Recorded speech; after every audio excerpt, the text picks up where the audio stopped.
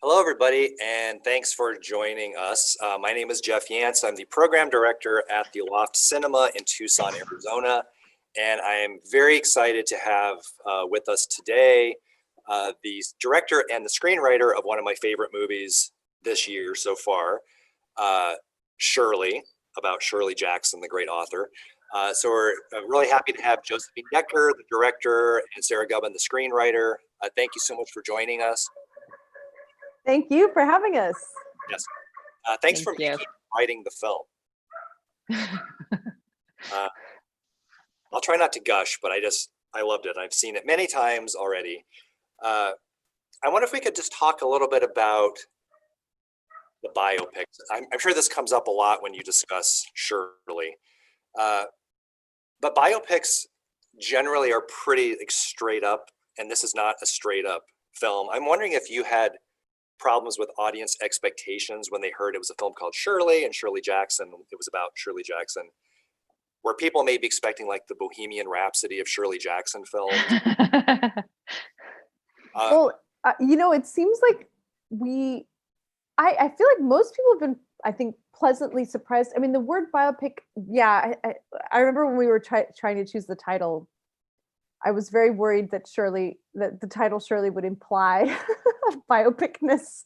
But I can't tell, I think people were just, it's an easy confusion to make, but our film Shirley was based on a novel called Shirley by Susan Scarf Merrill.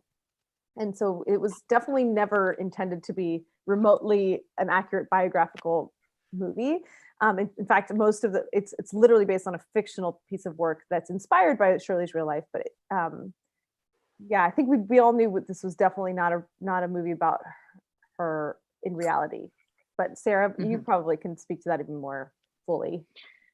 Yeah, and I think, Josephine, you've always talked about wanting to make a movie that felt like you were inside a Shirley Jackson story or novel, that you were experiencing the world from that vantage point. The only difference being there's a character that is the author that is part of that experience a little bit more overtly, because I don't think in Shirley's work there's she's not like an authorial presence necessarily. She gets so deeply in the perspective of various characters in a way that's almost beguiling and seamless, that you can't, even if you're in two parts of somebody's brain, you can't really discern this big kind of author imposition on it.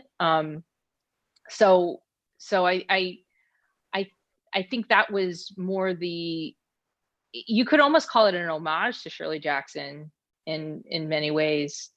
But that being said, I do think there's things in the film, because it's about, amongst other things, her trying to kind of crawl into a novel and then out again.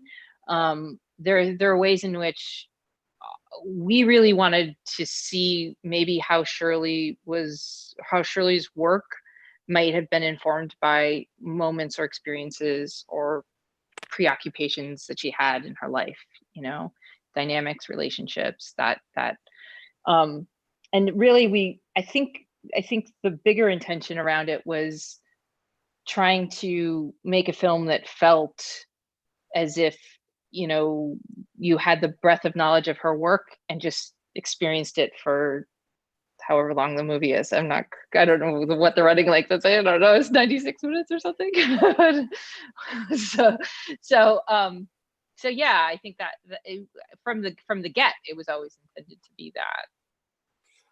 I'm curious about the collaboration process, because you wrote the script first, Sarah, and then you brought it to Josephine. And as I mentioned before we started this, I read the novel when it came out. So when I saw the film, I immediately recognized that you had changed what seemed like some fairly pivotal plot points that were also plot points from Shirley Jackson's real life. And I think the one that most people have commented on is the children, or the omission of the 4 children that she and Stanley had. So was that in your script, or was that something that came out when you were making the film? Yeah, that was definitely in the script. I think we were, it's funny to hear people say the omission of the children. I think if you look at that house, there are traces of the children all over it, and also Shirley's ability with babies and their kind of laxness with the kind of chaos of child rearing is something there. So I've always felt like the house was populated with the children but more in a past tense sort of way. And I think there was, when I was writing it, I was really drawn to the idea of this quartet, and the addition of the children in that quartet was just going to be another aspect that I didn't want to take away from kind of that central relationship that she was having with Rose, and also with her writing, more to the point. And you also, the time period shifted too. I believe the novel was early 60s and the movies in the late 40s, so that she can be writing Hangs a Man. Was that applied specifically for the book? Yeah. Yes. About that, like. Yeah, I mean, when I was thinking about this, like the jumping off point was this idea of what it would feel like, much like a reader would, you fall in love with Shirley Jackson, you have these ideas maybe about what the woman who wrote The Lottery would be like, and the kind of, delightful party it might be to spend time in her, domestic sphere. But as I was doing some more research about Shirley, what I didn't realize was the backlash about The Lottery. And it's, it's one of the most famously anthologized stories in all of American literature. And yet to hear that she was supposed to be reviled and beloved because of it at the same, and it was that moment in a writer's life where you're really breaking through. And yet you're also being faced with like such crushing criticism and such hate mail, really. I mean, she was trolled within an inch of her life. So to then have to endure that, and then in Hangs a Man, even though she had written a novel before that, Hangs a Man, I felt it was really the novel that put her on the trajectory of the other novels that she had yet to write, that thank God she did, because we have always lived in this castle or Haunted on Hill, The Haunting of Hill House and Bird's Nest, and I just love so many of her books, but this was the one that kind of pushed her into that trajectory. And so that, to me, to bring it into the early 50s and into that moment, it put so much more pressure on this writing exercise than if she had been a much more accomplished novelist and was well known in that arena.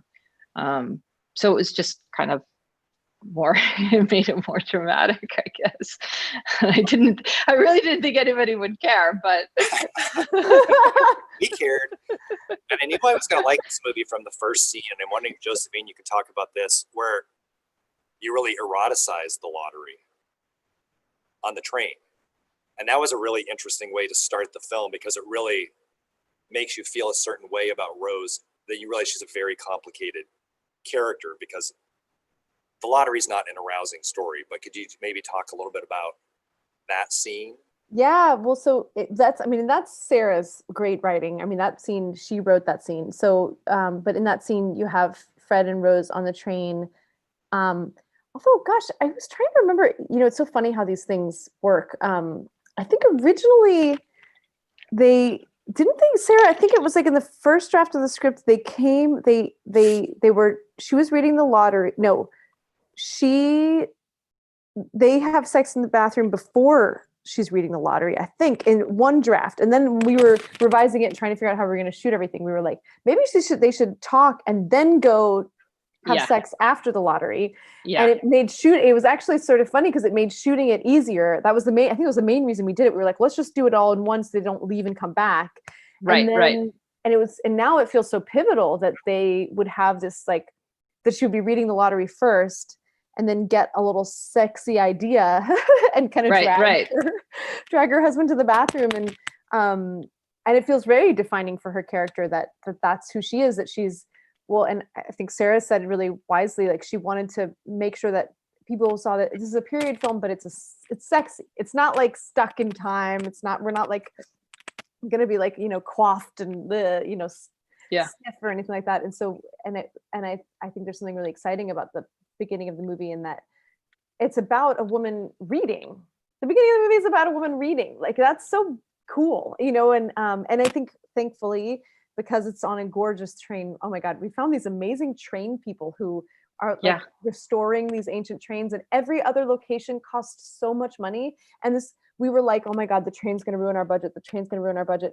And then we got to this train place with these people who are just like train fans, and they've just restored this like old, gorgeous old train. And they basically almost, I don't even know if we paid anything for that train ride. I think that they gave it to us almost for free. It was, and so, you know, it's a very cinematic moment that she's reading and comes to like kind of an arousal because of the words of Shirley. And I think it kind of speaks to what's coming in the film. I think the National Library System should really pay attention to this film, because you do make reading very sexy. To promote like, oh, reading can be really arousing.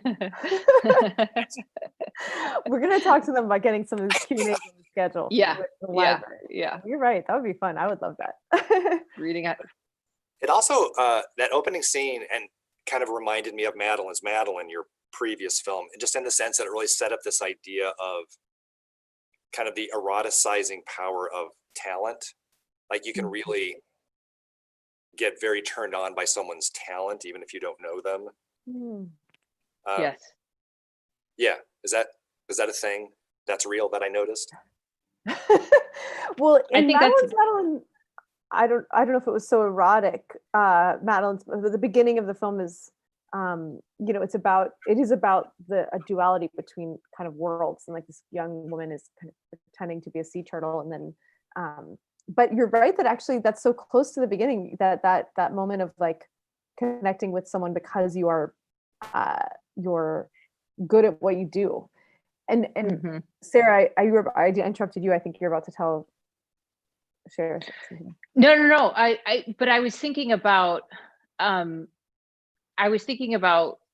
what you were saying about, oh, it's sexy, so don't worry, it's not going to be a kind of stuffy period coiffed thing piece. But there's something about your work, Josephine, where even in a contemporary setting like Madeline's Madelaine, you know, we can be in Brooklyn or New York and in present day, and there's something a little timeless about it.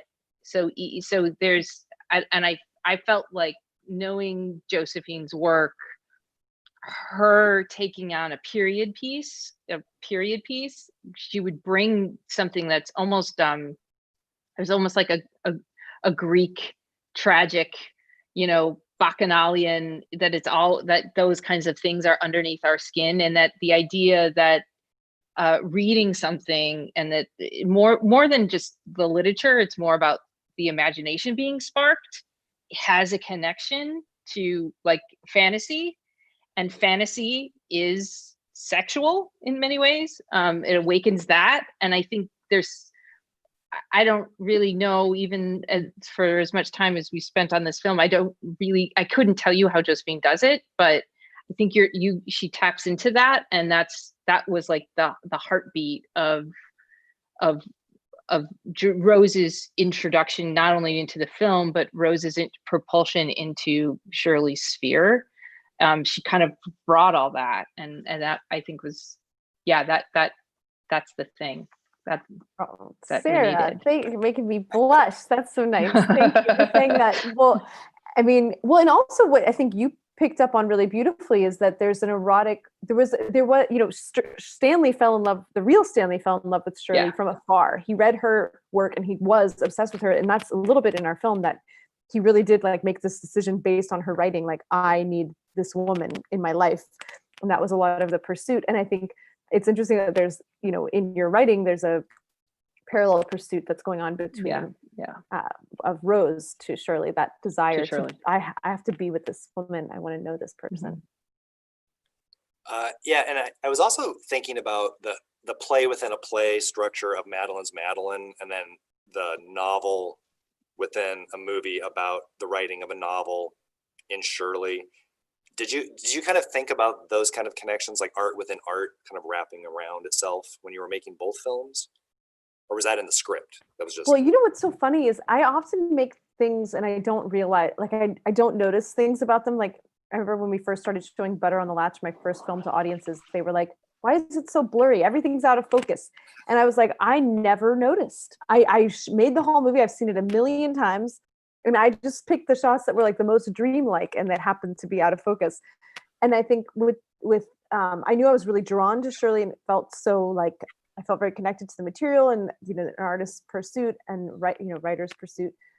And then but it wasn't until I think Sarah came to one of our she came to a feedback screening of Madelaine before it was done, and gave notes. And I remember then, like when she was leaving, we were like, there are so many similarities between these films, between this kind of muse mentor relationship is so, and I just hadn't even clicked for me that I was working on those two projects that had that in common. But I think when you are an artist, how an artist makes work is the central question of your life, basically. So it's something that I think I'm obviously deeply drawn to, and it's I think it's an exciting, continually like there's always more to dig in that direction of how do artists make work, and is it healthy or destructive or manipulative or transcendent. Mm-hmm. Or conscious, really. That's where you're drawn to something that you're even if it's just aesthetically you're attracted to, you don't maybe know why, but I think it's easier to look backwards, just like it was easy to look back through all of Shirley's work and be like, oh, she started that here, and now she really wrote about it over here. But I don't know if we were talking to Shirley, she'd probably be very articulate about it, but I don't know how conscious you are in the moment. The roadmap, it always looks so much cleaner and considered after it's over. It's very true. It's funny. I know it's nice to be talking about the film and feel like, oh yes, and then we made this thoughtful decision and this thoughtful decision, rather than, oh my God, this is a runaway train. We don't know what we're doing, which is a little bit how it feels sometimes, just between us. Yeah. And something else I really liked about the film is this idea of sort of women investigating each other and sort of learning about each other. And Sarah, I know that you were one of the writers of Better Things, right? Which I love that show about all those multi-generations of women sort of learning about each other and getting to know each other. What if you could talk a little bit about that, like this idea of like the women investigating another woman, and there's sort of a mystery element involved to that. Yeah, just during this conversation, something floated into my head, and it was sparked by something you said. And I think, when you were starting to say like the talk about kind of the arrows between the women, and I do think that anytime you put the gate, you really you investigate what women are looking at and how they're looking at it, and is an opportunity to do something a little bit earth-shattering, because it's very complicated, and I don't think it's been done enough ever. And so I'm very always excited about figuring out what ways women are looking at each other and what ways they're experiencing the dualities and triads of kind of conflicting emotions. Because I think Chris Kraus said it best. It's like what goes on between women is the only thing that matters now, because it's the least it's like the least explored. And so I think that's why building a character like Shirley, who you look at the ways in which she relates to other women through her stories, and you're going to see she is able to fashion their pettiness, their vanities, but their insecurities, but also their like surprising confidence and the resilience and their ability to hold kind of conflicting judgments and emotions for each other in one interaction, and I definitely think that we were very present about that all during I was during the writing of it, and definitely knew that Josephine would be in the making of the film.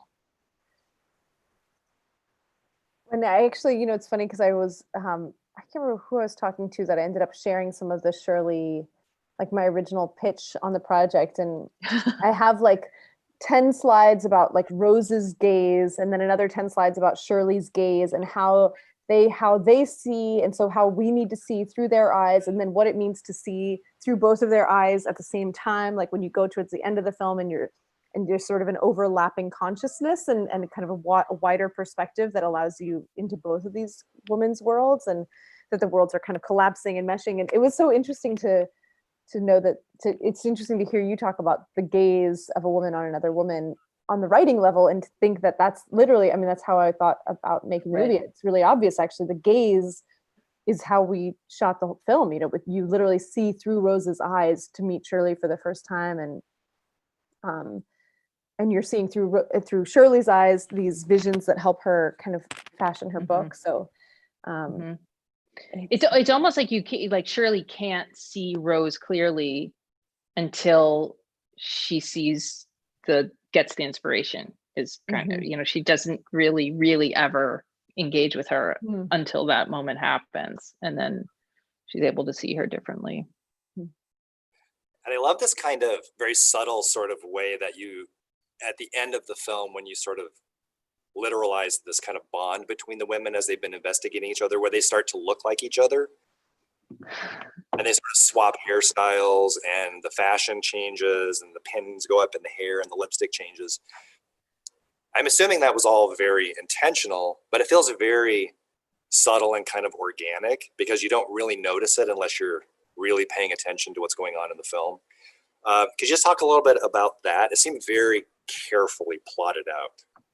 Yeah, that was one of the really exciting things when we sat down. I have never really gotten to work with a hair and makeup department before. I mean, I have had like one person, amazing person on my last film, but to have, department heads who can talk through like, what is the vision for this journey of Rose and of Shirley, and our costume designer also was so brilliant about the ways that she brought like we had kind of colors for Rose and for Shirley. And Rose's was yellow, and she kind of arrives in this like nice yellow skirt, and then her color kind of gets drabber and drabber until she's in these like dingy yellow pajamas towards the end of the film. And then when she leaves, she's in leaves. I guess I don't want to give anything away. I don't know. Hopefully everyone's seen the film. It's on this Q&A, but there's this bright yellow, like gold shirt that she's wearing at the very end of the film. And so it just felt like that completed her journey. And then Shirley's always in much more complex, like patterns and things that are a lot more, there's a lot more going on her. And then obviously the two we wanted, both thinking about colors, like Shirley kind of appears early on with these like dark reds. And when, there's a scene where, and it's sort of the moment when there was a scene written where Shirley gives Rose this red sweater. Unfortunately, the moment of that giving was kind of cut out of the film, but we managed to get Rose into that sweater and sort of like see her in Shirley's color, and that sort of, it's the beginning of her change. And then also, that Shirley starts out the movie looking like a giant mess, and then at the end is kind of managed to get herself a little more pinned together, and then Rose, who comes like perfectly coiffed and at the end of the movie is really, just hair flying, and has definitely abandoned makeup. And I think it was exciting to see those department heads do such a good job with that concept, because I think it feels like it's a really important part of the movie that they do sort of switch places. It seems that there's a long tradition of that in movies. I mean, it was reminding me of Three Women, of course, the Robert Altman movie, and a little bit Mulholland Drive. But those are films written and directed by men. So I'm just kind of curious how you think sort of the woman's perspective sort of informs that. Gosh, I wouldn't know, because I am a woman. I'm just so honest. I mean, it's like, I don't think about it that I'm a woman and I'm seeing something differently. I was really influenced, actually. Three Women was, I think, in when I had my pitch, and one of like my mood boards, some images from that film were in it. So those people are all influences, and I don't know, maybe Sarah, do you have any idea? about that? I mean, you like being on set and knowing how we worked. Yeah, I mean, I do think that there's like the duality of the formality of the rigors of just plotting and composition that Josephine was talking about in the costume journeys, and even the ways in which she would approach shooting different scenes with our DP Starla. But then there's another half, and that's something that's about I'm seeing, I'm feeling, I'm experiencing, and I'm receiving. And in no way am I calling that not a masculine way or a masculine gaze, but it's definitively our gaze. That's for sure. As women, we have been seeing and receiving and and seeing how we are being seen is something that we have is just part of our experience in film and how we're being portrayed. So I think bringing that into the filmmaking is going to organically have a sense of the disruption, or maybe it's additive. I'm not sure. There's this amazing scene in the film at the faculty party, of course, where she dumps the wine on the couch, and the faculty wife comes up and says, "You need to dab that, not rub it." Like she does, because Shirley doesn't understand the code of women or something. You're supposed to dab it, not rub it. Now, was that in the script, or was that right out of the script? Yeah, that's right out of the script. Great oh moment. Yeah, that's a great moment. Yeah, Shirley. Oh man, that faculty party, that was just like getting thrown into a den of vipers. Well, this movie. I found that scene so tragic, the way that Josephine shot it, and the way that Elisabeth was costumed, and there's something so triumphant about her attempt, and it really I remember Josephine, there used to be for so long, Josephine humored me. There were scenes that she was like, okay, we're not going to have one-armed man. We're not going to have one-armed man. But there used to be a scene where young Shirley goes to a birthday party thinking that she's been invited, and she has a present, and she's in this like yellow dress, and she has not been invited, but her mother has sent her over with a gift, and Josephine wanted to keep it. Do you remember that, Josephine? I wanted to keep the scene. No, I wanted to keep it. And you're like, we actually don't need it. But there was something about that moment in the film felt like Shirley as that 11-year-old going to the birthday party where she really wasn't invited, and had that feeling to it. Very true. And that scene, it's true, was really funny. We had a whole other place scouted to shoot that scene, and then we lost that location, so we had to shoot the scene in a place that we really hadn't all scouted. We did like a 10-minute scout after a shoot day, and we were all like, yeah, this works, let's go to bed. And so then we got there, and we really, like, Sterling and I had never really had a long conversation in that space. We'd never really figured out how to shoot it, so it was, oh my God, it was so much to work out. And there were also like, it was our biggest day of extras. I think there were like 200 or something people there. And so we were so overwhelmed. And then we were like, how are we going to shoot this? We don't know what to do. And then Sterling like got out his laptop and pulled out a scene from Breaking the Waves, a party scene from Breaking the Waves. And he's like, I think, or no, maybe it was it was a party scene from another Lars von Trier film, the Melancholia.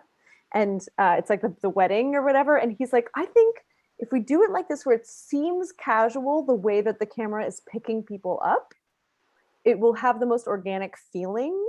And we've been working a lot with handheld for all of Shirley's stuff. So like anything that Shirley was in, we made it handheld, except for the very ending of the clip was Steadicam, which was very like, all this is like very thought out. You're trying to like give a certain authenticity, so that since there's so many layers of reality in this movie, there's Rose's world, there's Shirley's world, there's Shirley's visions, we kind of tried to have really distinct camera approaches for each way.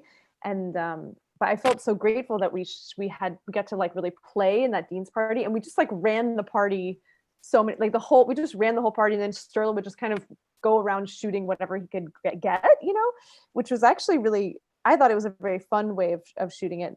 Well, I think everyone might have found it a little bit stressful. They were like, do we need everyone for this scene again? I was like, yes, we need every single person. I don't know who's going to party through the middle.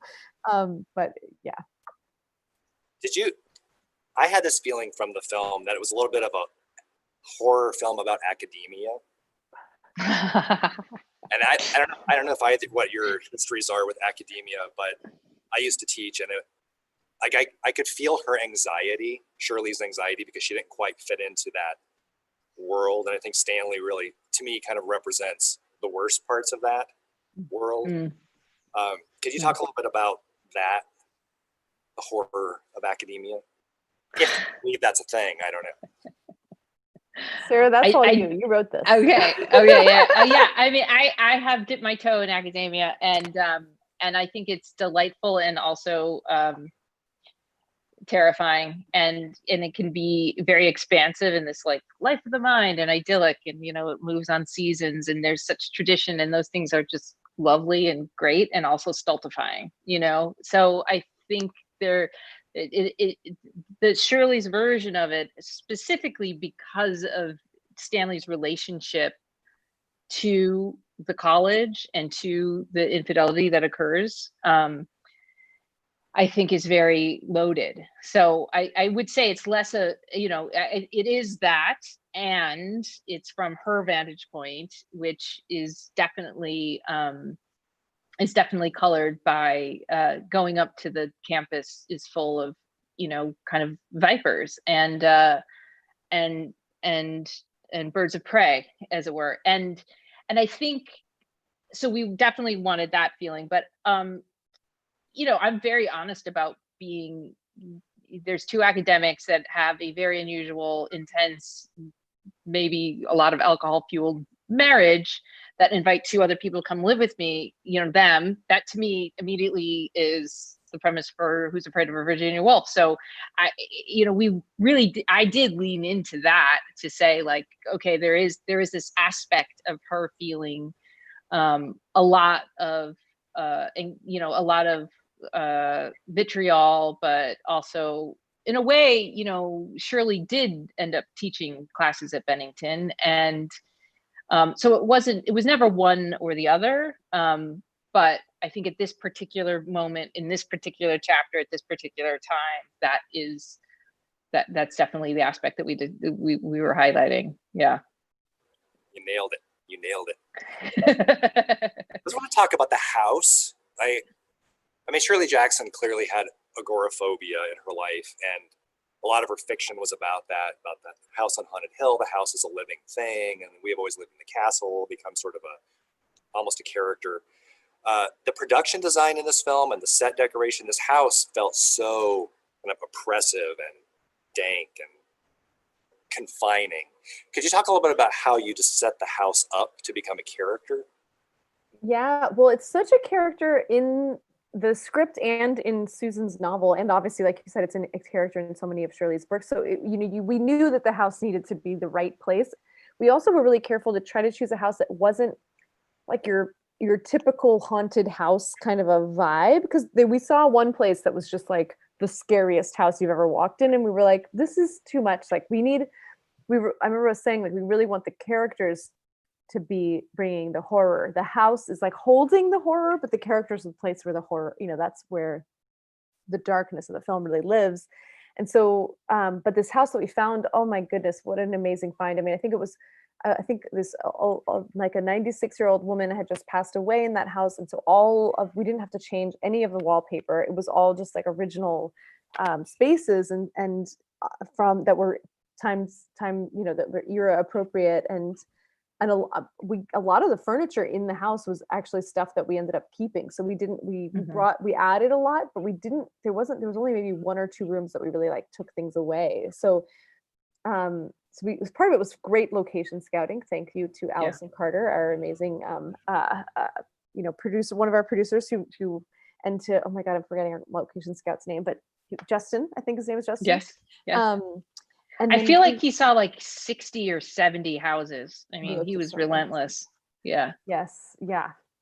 And then we had a great production designer, Sue Chan, who she's actually worked with Paul Thomas Anderson on some of his films as an art director, um, and she just killed it. I mean, she's so beyond prepared and had such an incredible team. She just hires really well, and so like her set deck and art director, wow, what they did with that house, they were just stunning. They really got inside of the Shirley mind, and I think it's the right amount of like messy too. Yeah. Yeah. And they found like these like cicada shells and like very witchy elements that Shirley would definitely have had around, and then just piles and piles of books. There were always more books showing up while they were decorating that house, and so yeah, it was definitely a team effort in getting people to read her biography before we went into the shoot, and also a book, Susan's book, and just to get inspired. What is Shirley's great line in the film about cleanliness as a sign of mental inferiority? Yeah, because it feels that way. And I fully agree. By the way, I have to say that I had to really to clean up this side of the room so that you wouldn't see how messy of a person I am. I'm really, next time I'm gonna get all my Shirley books and put them right here. It's a really good idea, like you have. But watching this film at home, I mentioned before we got on that I saw it at Sundance, and I'm all about the theatrical experience and seeing movies in a theater. But watching Shirley at home during quarantine, when you're kind of trapped in your house, and the agoraphobic nature of Shirley Jackson and that house in the film, this movie worked really well virtually at home. And I wonder if you could just talk a little bit about that, like how you feel the kind of reception of the film may have shifted because of how it's being viewed, if at all, because it didn't get a theatrical release. Is that? Yeah, and I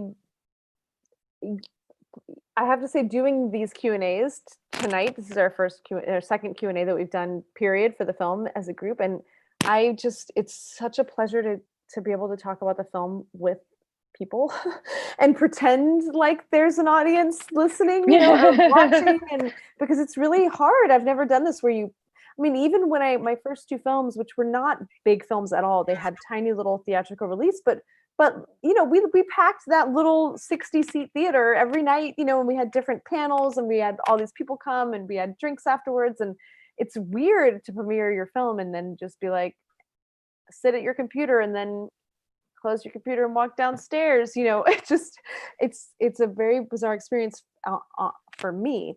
That said, I think we were open to releasing the film this way because, for a million reasons. I think one was that we who knows when people will really feel comfortable going to the theater again, and we didn't want to wait for that weird window when 500 movies are going to drop in 1 week. We were like, we have an opportunity to do something really special. And I think I had seen, growing up in the indie film circuit, that when you release a movie in a new way, I remember the first time, the first time that any feature was released online as its kind of like premiere, it was a big deal, and people did pay attention. And so we kind of hoped that having Shirley come out in this moment when people are stuck at home, and I hope, obviously I hope everyone's paying attention to the national movement for Black Lives. That's the most important thing. And then but if this is an opportunity that we can offer people some entertainment and something that hopefully that maybe lets them relax or be enriched, or I don't know what experience our movie gives, but I would love, it felt like we were, a few months ago when we were trying to decide when to let the movie come out, this felt like a good time to give people who are stuck at home with COVID an opportunity to connect with these women. Mm-hmm. Well, yeah, I can honestly say this movie works very well in that context. And I've been watching a lot of virtual cinema, and not all of it works as well as this movie does in that context. So really great. We're getting ready to wrap up. I would be remiss just not to mention Elisabeth Moss and Michael Stuhlbarg and these great actors, Odessa Young in the film. Could you just talk about whether Elisabeth Moss was in your mind when you were writing this? Was she your first choice? You know, I wrote this on the script on spec, and I don't even know what that means. It just means I wanted to write this movie, so I wrote it. And honestly, the only person that was in my mind was Shirley Jackson. And then I thought, well, this is who's going to ever play her. And then, you know, so it was just it was a very harebrained idea from the beginning, and a biopic, non-biopic, you know, the whole thing. And then after I'd written it, I thought, oh my gosh, who's going to ever want to play this role? Because if you know Shirley Jackson, she has such an iconic look. But then Lizzie wanted to play, Elisabeth Moss wanted to play it. And I really did think I died and went to heaven, because then it became so clear that she was the only person that should ever play this role. And she really wanted to do it. And that was just, so that it made sense, because, and I think it was strange because she really didn't do that much physically to transform into Shirley Jackson, except to inhabit her, you know? So that's the story, Morning Glory. Well, we were just talking before this about how I never would have envisioned her as Shirley Jackson, but why I love Elisabeth Moss is that she doesn't seem to have like a fixed persona to me as an actor, so she can literally play anything, and I would buy it. Yeah, she's brilliant. She also is not in any way afraid of playing a character that might be in moments incredibly unlikable, kind of, you know, very unglamorous. And you know, there's the ways in which she's shot in this movie that are just so honest. And Elisabeth is game for that she wants it. Yeah, I would be terrified to have her glare at me like she does in the movie. She's queen of the glare. It's amazing. Well, we're getting ready to wrap up. I just want to thank you both. This is an amazing film. Thank you so much for joining us. I want to tell everyone that this is still streaming through the Loft Cinema, so you can check it out, and we get half the proceeds. So that helps us while we're closed. So thanks. Anything good coming up? For us, like what's next in life? Yeah. Well, I just have to say, because I didn't get to comment on the Lizzie thing, what a beautiful genius she is, and I feel so blessed that we got to make this movie with her, and that she poured her heart into bringing Shirley to life, and she just can do so much. I mean, just like woo, like there's a world inside of her eyes that when she turns on, you go into another universe. It's incredible. It's stunning. And she can just turn it on. Like she'll just be hanging out with you, talking about some stuff, shooting the shit and then the camera's like action. And she's like, you know, it's just like, what? And you're like, who are you? And yeah. And what's next for me? Gosh, I wish I knew. I mean, we're trying to make a movie. I'm supposed to make a movie called The Sky is Everywhere, which I'm so excited about. It's a teen YA film. It's really like both heartbreaking and so life affirming. And it feels like it would be a very special movie to make now. But obviously it's just going to depend on how COVID, how the guidelines go. It's like a 70% COVID friendly movie and 30% not. So I don't know what we do with the 30% that is going to be really hard to shoot in this in this moment. So I don't know. I might be clamoring for a job soon if anyone needs me. I'm very unclear if I'm going to be employed for the next year. So yeah, but I hope so. We'll see. What about you, Sarah? Oh, I just finished a satirical feature, so we'll see what happens with that. How about that? I'll take it. That's great. Well, thank you so much. This has been such a great honor. Josephine Decker, Sarah Gubbins, thank you so much. And take care. Stay safe. Thank you, Jeff. Thanks for having us. Really, Thanks so really much. precious. Appreciate it. Yeah, nice to see all of you guys or meet you.